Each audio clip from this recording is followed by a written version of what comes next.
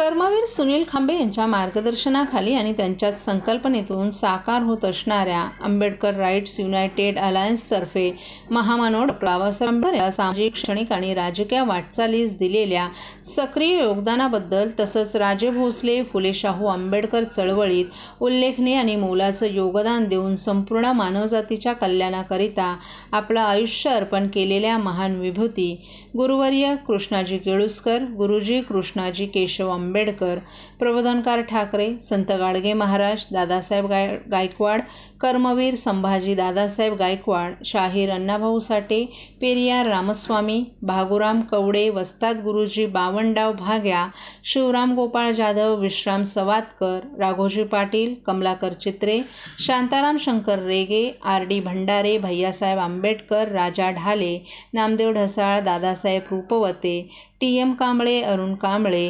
अनंतराव चित्रे, RD. Bhandare, Pralhad Shinde, भगवत जाधव, नरेश गायकवाड, भागीरथी कासारे, शामुताई भोईर, अप्पा आठवले, विनायकराव शिवतरकर, गोलवेल गुरुजी, चित्रकार धुरंदर तसंच 70 महान विभूतींना मरणोत्तर जीवन गौरव पुरस्कार जाहीर करण्यात आला. या पुरस्काराचं यंदाचं हे पहिलं वर्ष असून शुक्रवारी 9 ऑगस्ट रोजी क्रांतीदिनी कर्मवीर सुनील खांबे यांच्या वाढदिवसानिमित्त गडकरी रंगायतन येथे हा मरणोत्तर जीवन गौरव पुरस्कार वितरण सोहळा होणार आहे. डॉ. बाबासाहेब आंबेडकरांच्या पुतळ्यास अभिवादन करून आणि मशाल प्रज्वलित करून महान विभूतींना अभिवादन करण्यात येणार आहे. या निमित्तानं संगीतकार भास्कर इंगळे आणि कव्वाल सुलतानजा यांचा शानदार कव्वालीचा सांस्कृतिक कार्यक्रमही आयोजित करण्यात आला आहे.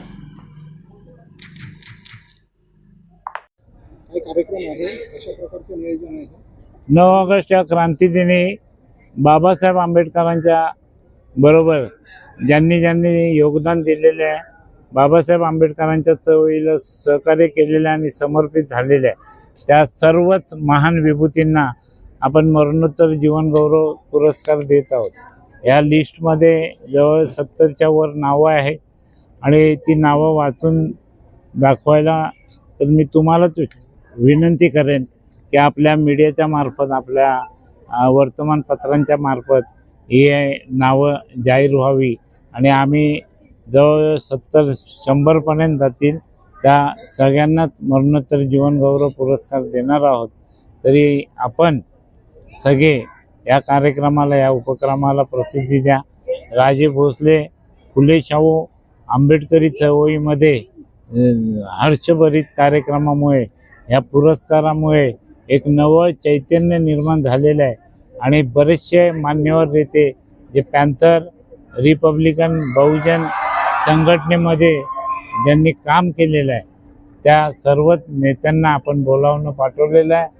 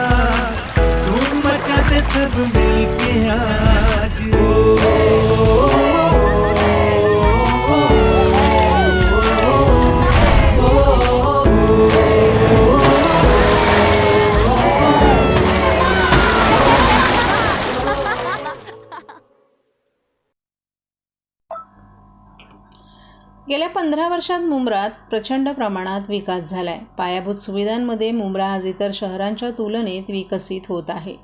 तरीही काही ठराविक लोकांकडून मुंब्र्याला बदनाम केलं जात आहे. या बदनामी विरोधात मुंब्रा कोसा परिसरातील युवक एकवटले असून ही बदनामी आम्ही सहन करणार नसून त्याविरोधात आम्ही अभियान राबवणार आहोत, असं मुंब्रा येथील हिंदू, मुस्लिम, दलित युवक युवतींनी एक पत्रकार परिषद घेऊन सांगितले. मुंब्रा कोसा भागाला दहशतवादी म्हणत असल्याची टीका सध्या मोठ्या प्रमाणात केली जाते. ही टीका केवळ द्वेष पसरवण्यासाठी केली जात आहे असा आरोप करत मुंब्रा येथील सर्वधर्मीय उच्चशिक्षित तरुणांनी पत्रकार परिषद घेऊन मुंब्र्याची बदनामी थांबवावी असं आवाहन केले. यावेळी मर्जिया पठाण, सबा सोलकर, दिव्यात सोनकांबळे, रोहित सिंग, किशोर कांबळे आदीही उपस्थित होते. 15 वर्षांपूर्वी ज्या घटना घडल्या होत्या त्या घटनांचा आधार घेऊन मुंब्राला बदनाम केलं जात असल्याचं मर्जिया पठाण यांनी सांगितलं. गेल्या 15 वर्षात मुंब्र्यात कोणत्या प्रकारची सामाजिक अशांतता निर्माण होईल अशी घटना घडली आहे का? मुंब्रा येथील जनता शिवशाहू फुले आंबेडकर, अब्दुल कलाम आझाद यांची विचारधारा मानणारी आहे. ईद-ए-मिलाद आणि गणेशोत्सव एकत्र साजरा करणारा येथील समाज आहे. येथील परीक्षेत करत आहेत. नीट, JEE सारख्या परीक्षांमध्ये यश मिळवत आहेत आणि हे यश केवळ डॉक्टर जितेंद्र आव्हाड यांनी केलेल्या विकास कामांमुळेच झालं आहे. आपण स्वतः याआधी मेणबत्तीच्या प्रकाशात अभ्यास केला होता. बादली भरून 2-2 मजले पाणी चढवलं होतं. मात्र डॉक्टर जितेंद्र आव्हाड यांच्यामुळे आम्ही 24 तास प्रकाशात राहत आहोत. शिवाय पाण्याची व्यवस्थाही पूर्ण झाली आहे. ज्या मुंब्र्यात कधी रस्ते नव्हते तिथे सुसज्ज रस्ते झालेत. ही सर्व प्रगती पाहायची असेल तर आपल्यासोबत मुंब्र्यात चला. मुंब्र्यातील सामाजिक एकोपाही आपण तुम्हाला दाखवू असं मर्जिया पठाण यांनी सांगितलं. तर स्पर्धा परीक्षांची तयारी करणारी सबा सोलकर हिनं ज्या मुंब्र्याचा शैक्षणिक आलेख तळाला गेला होता तो आता प्रचंड उंचावला असल्याचं सांगितलं. त्यामुळे आपल्यासारखी एक सामान्य मुस्लिम घरातील मुलगी स्पर्धा परीक्षांची तयारी करत आहे. जर मुंब्र्यात दहशतवादी कारवाया होत असत्या तर होऊ शकलं असतं का, असा प्रश्न विचारून आजचा मुंब्रा हा प्रचंड प्रगत असल्याचं सांगितलं. आज इतर शहरांच्या तुलनेत अवघ्या 15 वर्षात विकसित झालेलं मुंब्रा हे संपूर्ण महाराष्ट्रातील एकमेव शहर असल्याचंही तिने सांगितलं. तर किशोर कांबळे या तरुणानं आपलं वय 35 वर्ष असून आपल्या 3 पिढ्या मुंब्र्यात गेल्यात. आपले आजोबा येथे राहण्यास आले होते. तेव्हा कधीच असा प्रचार प्रसार कोणी केला नव्हता. परंतु आत्ताच असं का करत आहेत हे कळायला मार्ग नाही. मुंब्र्यात आजवर कधीच जातीय दंगली झाल्या नाहीत. मात्र अशा पद्धतीनं बदनामी होत असल्यानं आज मुंब्र्यातील मुलांना विवाहासाठी मुली मिळत नाहीत आणि येथील मुलींचे विवाह होत नाहीत अशी परिस्थिती निर्माण झाली आहे. त्यामुळे कृपया मुंब्र्याची बदनामी करू नका असं आवाहनही कांबळे यांनी केलं. रोहित सिंह तरुण आपण अनेक मुंब्र्यात वास्तव्यास आहोत परंतु कधीच धार्मिक तणाव पाहिला नाही. आमचा विकास गेल्या 15 वर्षात वेगवान पद्धतीनं झाला आहे. ज्या पद्धतीनं येथील तरुण शिक्षण घेत आहेत त्याकडे पाहिल्यास विकासाची प्रचिती येते. परंतु मुंब्र्याची केली जाणारी बदनामी म्हणजे युवकांची बदनामी आहे आणि ही बदनामी थांबवण्यासाठी आम्ही अभियान सुरू करणार असल्याचं रोहित सिंग यानं सांगितलं. लोन नाही भेटणार. पहिल्या मुंब्रामध्ये बँक्स नव्हती, आता बँक्स आलेली आहे. ATMs नव्हता, ATM आलेल्या आणि एज्युकेशनचा ग्राफ मुंब्राचा असा गेलेला आहे. फक्त आता विशालगड मध्ये जे झालं त्याच्यावर MLA डॉक्टर जितेंद्र आव्हाडने आवाज उचललं तर तुम्ही त्याच्यावर हमला केला आणि त्यासाठी तुम्ही मुंब्राला पण परत टार्गेट केलं, त्यांना टार्गेट केला, मुंब्राला टार्गेट केला, मुंब्राला पाकिस्तानी म्हटलं. का भाई, मुंब्रा देशाला मुस्लिम कम्युनिटीवर काय पण असू द्या, हिंदू कम्युनिटीवर, उत्तर भारतीय जय भीम कम्युनिटीवर, कोणत्याही कम्युनिटीवर अन्याय झाला तर आम्ही तर आवाज उचलणार आहे. कारण आमची विचारधारा सेक्युलर आहे ना, तर आम्ही आवाज उचलणार आहे. तर तुम्ही आम्हाला पाकिस्तानी म्हणणार आहे का? तुमच्याशी फक्त एकच रिक्वेस्ट करायचं आम्हाला की मुंब्रा कौसामध्ये येऊन तुम्ही चेंज बघा. आमचे डॉक्टर जितेंद्र आव्हाड साहेबांनी किती म्हणजे डेव्हलपमेंट, किती चांगलं डेव्हलपमेंट केलंय. हळूहळू होतं बाबा. मुंब्रा कसा होता आणि आता कसा झाला, हळूहळू डेव्हलपमेंट झालाय आणि आणखी अजून किती डेव्हलपमेंट होणार आहे. आणखी आता अजून खूप डेव्हलपमेंट राहिलंय. हळूहळू होईल, सगळं हळूहळू होईल. पण तुम्ही असं मुंब्रा गावसावर मोठे असं टॅग्स लावणार, क्रिमिनल टॅग्स लावणार, कसं चालणार आहे? सगळ्यांचा विकास तुम्ही असं म्हणतात, सबका साथ सबका विकास. कुठं आहे तुमच्या सबका साथ सबका विकास? तुम्ही डिरेक्टली डिस्क्रिमिनेट करत आहात मुंब्राला. पुढे आपलं काय पाऊल चालणार होतं असं नाही असलं. मुंब्रा कौसाचे युवकांना घेऊन आम्ही खूप मोठा निषेध जाहीर करू. तुम्ही तुमच्या घाणेरड्या राजकारण बंद करा. कारण Mumbra is part of Thane, is part of Maharashtra, is part of India. आणि आपला महाराष्ट्र जे आहे शाहू फुले आंबेडकर, अब्दुल कलाम आझादच्या विचारधारावर चालणारा महाराष्ट्र आहे.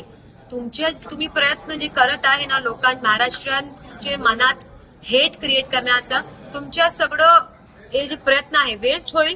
कारण की महाराष्ट्राच्या लोकांना सगळं कळतंय आणि आम्हाला सगळ्यांना काही जे तुमची घाणेरडी राजकारण आहे आवडत नाही. पोलिसांना यंदाची गटारी चांगलीच पावली आहे. दीप अमावस्येच्या रात्री गटारी साजरी करून वाहन चालवणाऱ्या दिवट्यांवर नजर ठेवण्याकरिता ठाणे वाहतूक पोलिसांनी ऑपरेशन ऑल आऊट मोहीम राबवली। या मोहिमेत डंक अँड ड्राईव्ह, विना हेल्मेट, सिग्नल जम्पिंग तसंच नियम मोडणाऱ्या 523 वाहन चालकांवर कारवाईचा बडगा उगारत 4.5 लाखांची गटारी वसुली करत दारू पिऊन धिंगाणा घालणाऱ्यांच्या मुसक्या आवळण्यात आल्यात। अमावस्येच्या पार्श्वभूमीवर पोलीस आयुक्तालय क्षेत्रात वाहतूक नियमांचं उल्लंघन करणाऱ्या तसंच मद्यप्राशन करून वाहन चालवणाऱ्या चालकांची विविध नाक्यांवर तपासणी करण्यात आली। या कारवाईत गुन्हे अन्वेषण विभाग, स्थानिक पोलीस, गस्ती पथक आणि वाहतूक पोलिसांच्या पथकानं एकत्रित कारवाई केली। यामध्ये शनिवारी एका रात्रीत एकूण 1109 वाहनं तपासण्यात आली। त्यापैकी वाहतुकीचे नियम न पाळणाऱ्या 523 वाहन चालकांवर कारवाईचा बडगा उगारण्यात आला। यावेळी गटारी साजरी करण्याच्या नादात पिऊन चालवणारे 47 मद्यपी चालक पोलिसांच्या तावडीत सापडले, तर विना हेल्मेट 110 दुचाकी चालकांवर दंडात्मक कारवाई करण्यात आली। या मोहिमेत रविवारी पहाटेपर्यंत कारवाई करून 4,59,000 रुपयांचा दंड वसूल करण्यात आलाय। राज्यात सध्या ड्रिंक अँड ड्राईव्ह आणि हिट अँड रन प्रकरण चांगलं चर्चिलं जात असताना नशेखोरांमुळे गेल्या काही महिन्यांपासून अनेक जणांचे बळी गेलेत। त्यामुळे गटारीच्या पार्श्वभूमीवर ठाणे पोलीस आयुक्तालयाच्या हद्दीत असे प्रकार घडू नयेत म्हणून ठिकठिकाणी नाकाबंदी करण्यात आली। प्रत्येक पोलीस स्टेशनमध्ये वाहतूक पोलिसांची 2 पथकं अशी एकूण 35 पथकं तैनात करण्यात आली होती। ठाणे वाहतूक पोलिसांची एकूण 550 कर्मचाऱ्यांची पथकं कामाला लावली होती। महाराष्ट्रातील भगिनींना आधार देणारी राज्य शासनाची मुख्यमंत्री माझी लाडकी बहीण योजना। या योजनेअंतर्गत अल्प उत्पन्न गटातील 21 ते 65 वयोगटाच्या भगिनींना मिळणार दरमहा 1,500 रुपयांची मदत। अर्ज करण्यासाठी 31 ऑगस्ट 2024 पर्यंत मुदतवाढ। कुटुंबाचं वार्षिक उत्पन्न 2.5 लाख रुपयांपेक्षा कमी असलेल्या महिला पात्र। कुटुंबाकडे पिवळं किंवा केशरी रेशन कार्ड असल्यास उत्पन्नाचा दाखला आवश्यक नाही। पांढरं रेशन कार्ड असेल किंवा रेशन कार्ड नसेल तर कुटुंबाचं वार्षिक उत्पन्न 2.5 लाखांपेक्षा कमी असल्याचा दाखला आवश्यक। योजनेसाठीचा ऑनलाईन अर्ज नारी शक्ती दूत ॲपवरून किंवा पोर्टलवर भरता येईल। ज्या भगिनींना ऑनलाईन अर्ज भरता येत नसेल त्यांच्यासाठी अंगणवाडी, ग्रामपंचायत, वॉर्ड ऑफिस, सेतू सुविधा केंद्रामध्ये किंवा आशाताई बचत गटाच्या CRP यांची मदत उपलब्ध। आता आपल्याला अभिमानानं म्हणता येईल, सुखी आणि सुरक्षित आहे माझी लाडकी बहीण।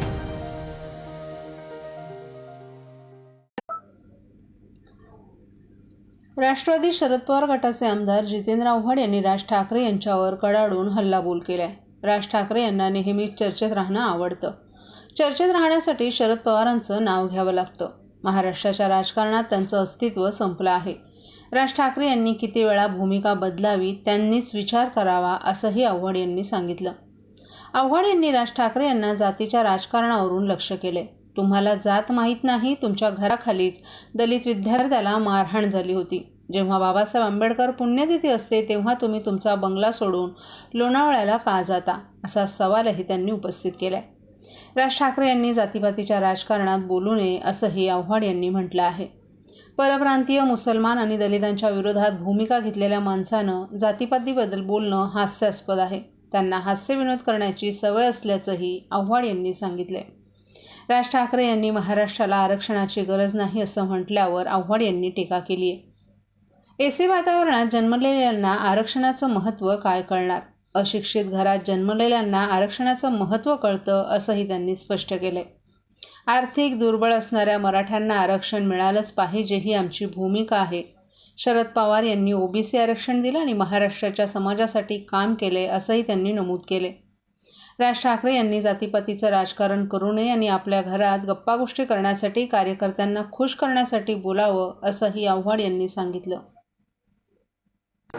डॉक्टर बाबासाहेब आंबेडकरांची पुण्यतिथी असते 6 डिसेंबरला, तेव्हा तुमचा बंगला सोडून तुम्ही 4 दिवस लोणावळ्याला जाऊन का राहता? हे कोणाला माहीत नाही, जगाला सांगावं लागेल। तुमच्या मनातला जातीद्वेष किती आहे, धर्मद्वेष किती आहे हे तुमच्या जवळच्या लोकांना व्यवस्थित माहिती आहे। तेव्हा राज ठाकरेंनी निदान जातीपातीच्या राजकारणाबद्दल बोलू नये। त्यांनी परप्रांतीयाची देखील भूमिका मोठी, त्यांनी परप्रांतीयांविरुद्ध भूमिका घेतली, त्यांनी मुसलमानांविरुद्ध भूमिका घेतली, त्यांनी दलितांविरुद्ध भूमिका घेतली। अशा माणसाने जातीपातीबद्दल बोलावं आणि ते पण शरद पवारांबद्दल, काय